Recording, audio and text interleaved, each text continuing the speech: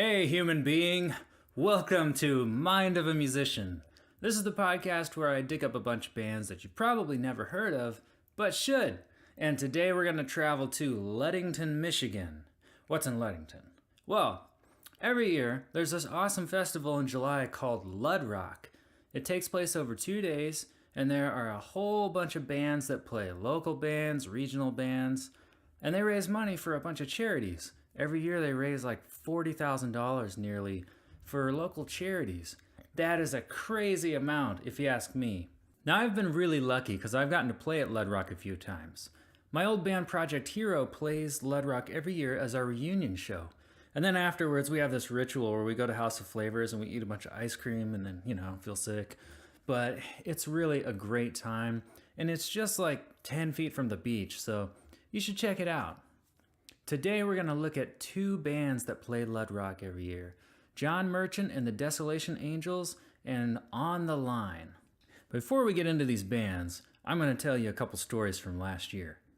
So, I had an interesting time at Lud Rock. I had some bad luck. First of all, I went into this show with a rib injury. So my band was getting ready to play a 20-minute set, and I had recently pulled the cartilage away from my rib cage, doing some silly yoga stretches that you should never do. Now normally, I would headbang my brains out, but I was a little more reserved this year because of that rib injury. And after the first song, I went to shut off my wah pedal and I twisted a little bit, and I pulled on that cartilage and just felt this like shooting needle-like pain and was like, oh no, like it took the wind out of me. And I didn't think I was going to be able to move for the rest of the set. I was like, oh no, I gotta go into grandpa mode and I'm just gonna stand here like a statue, not do my normal headbanging. But after a minute or so, the pain kind of subsided and I was able to get into it. However, I couldn't do all of the cool stuff that I usually do, like jump off the drum riser.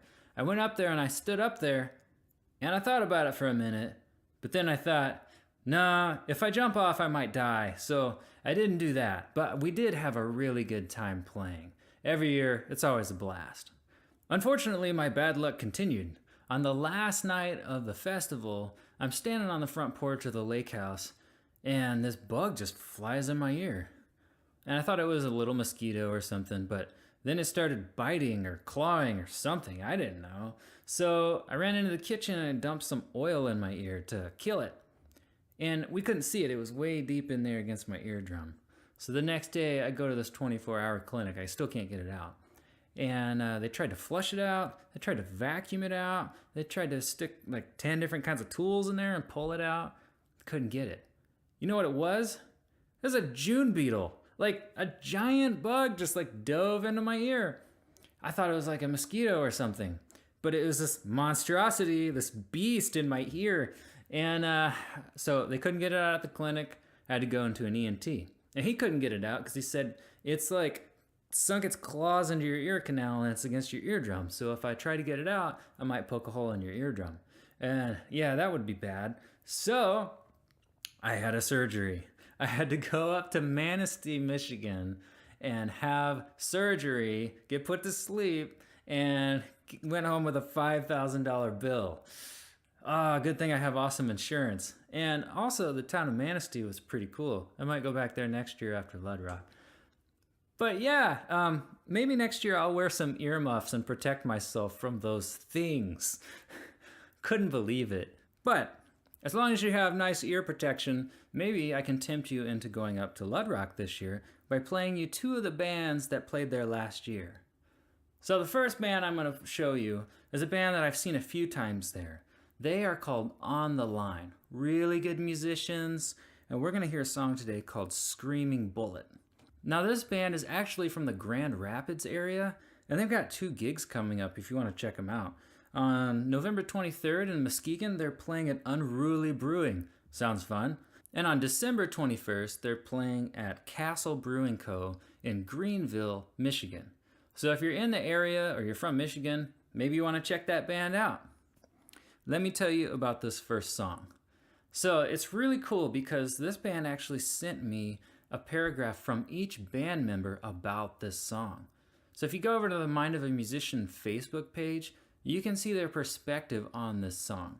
And they told me that this song isn't so much about an actual event or specific place or people, but instead, it's about the internal reactions that a person goes through when a moment can slow down and you can examine the fine details. What's that sound like to me? Bullet time from the Matrix, you know? It's like when something crazy happens in a split second and you could slow it down and then examine the fine details and all the emotions you would be going through in that split second. That's what I think of when I hear this song. The guitar player, Frank, he actually had 3 guitars that he used on this recording. And one of them is his father's guitar, which was also his first guitar. I think it's a Tesco Del Rey or Tesco Del Rey. I'm not sure how to say that, but he had always wanted to use this guitar on an album, and he found a way to work it in on this song. Before the bass player and the drummer joined the band, this song was already written. They had a demo of this song with a drum machine. And the bass part in particular contains some difficult and interesting techniques, like flamenco picking and raking. So the bass player got a nice surprise when he had to record this song. And he had to work hard to try to learn these techniques, but now he's got some new stuff in his toolbox, so it's pretty cool. And as far as the drums, Zach told me that this song basically stayed the same, except he added this awesome groove that you're going to hear on the chorus. One of the band members, Ryan, he said that this song was actually written on impulse. They didn't intend for it to be this long. That's just kind of how it turned out. They wrote the lyrics, and then they structured everything else around that. This was their first attempt at a progressive song, so it's pretty impressive. Check out the full article on the Facebook page. It was really cool to see the perspectives on this song from each band member. All right, now we're going to give it a listen. This is the song Screaming Bullet by On the Line. Here we go.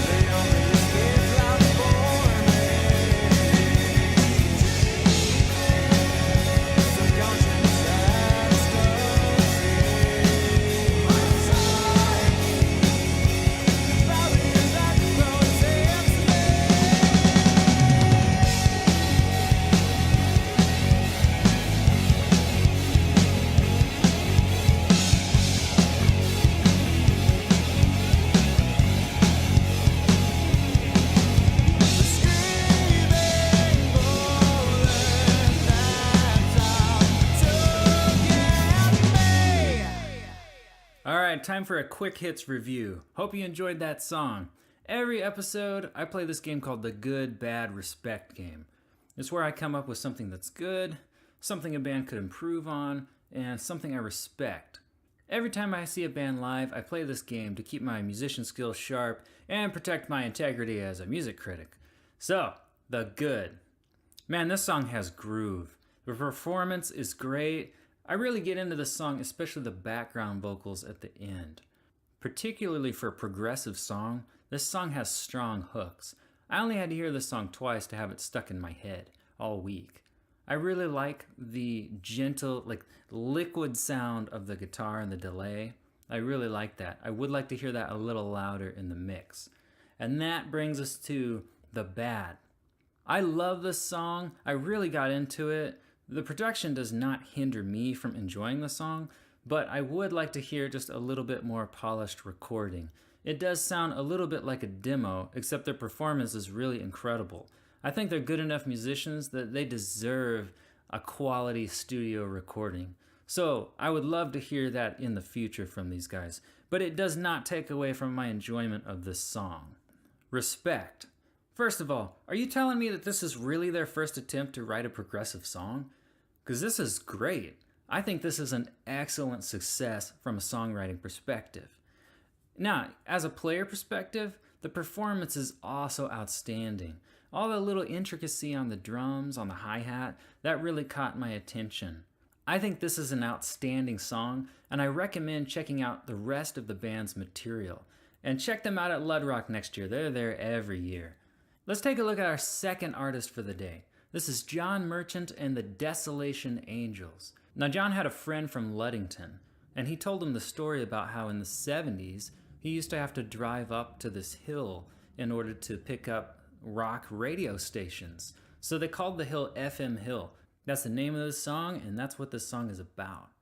Now, this song, it really captures the feel of that town, Ludington, and that's one reason I wanted to share it today.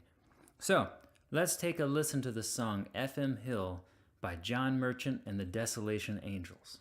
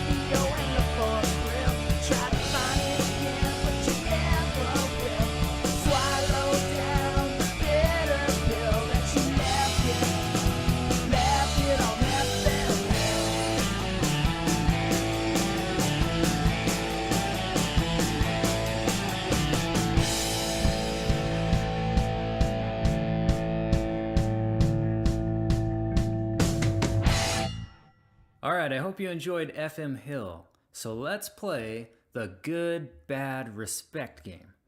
The good. Well, I really enjoyed this song, and I think it captures the feel of not only the town, but the time period. It's about a story from the 70s, and it sounds to me like a 70s classic rock song. I really like that. The bad. Well, I think the writing and the performance are good, but the recording itself is, again, a little bit more raw. I can't hear the vocals sometimes, and I would like to hear a little more polished recording. But I still think this recording captures the spirit behind the music, and it captures the feel of that town in that time period. So I hope that that doesn't hinder your enjoyment of this song too much. Respect. Well, I just like the story behind this song. I think it's really unique, and I think it brings something really special to this song. I love it when somebody can take a unique story and write a song about it. So, if you're thinking about someplace to go for vacation next year, I really hope that you will check out Ludrock, because there are some really good quality artists there, a lot of local artwork, and it's just a cool town. So Ludrock is a good excuse to go to an already awesome town. Rent a lake house, walk to the beach. It's great. There's little shops everywhere. You should check it out. I'm sure these bands would love to know what you think about their music, so head on over to the Mind of a Musician Facebook page and let me know what you think about these songs. All right, we'll see you next week with another podcast on local bands. And remember, protect your ears from satanic Beatles. See ya.